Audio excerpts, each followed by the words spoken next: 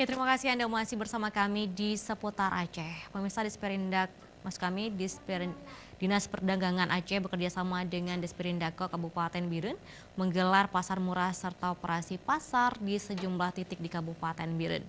Dan pasar ini untuk mengantisipasi melonjaknya harga sembako menjelang bulan suci Ramadan.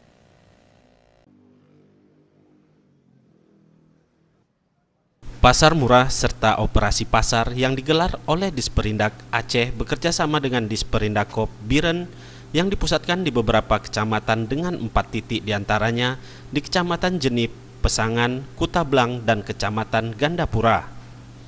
Adapun bahan kebutuhan pokok masyarakat yang dijual dengan harga subsidi saat pasar murah dan operasi pasar yaitu beras Rp3.000 per kilogram, gula pasir Rp3.000 per kilogram, minyak goreng Rp3.000 per kilogram, tepung terigu Rp3.000 per kilogram, dan telur ayam Rp250 per butir.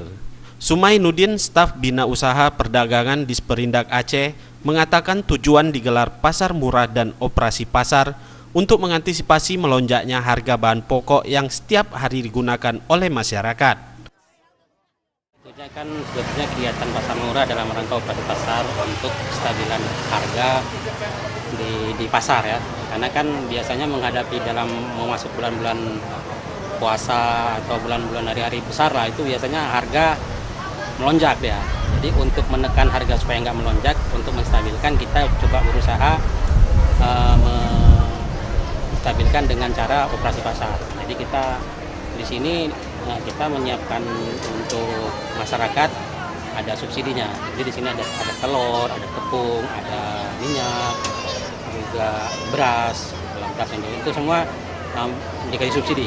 Rata-rata 3.000 sampai 3.500. Rata-rata setiap titik, kita kan Kabupaten Biren ini ada 4 titik. Jadi kemarin di Jenip, hari ini di Matang, 2 lagi besok, yang terakhir di Kota Juang. Dari Biren, tim liputan Aceh TV melaporkan.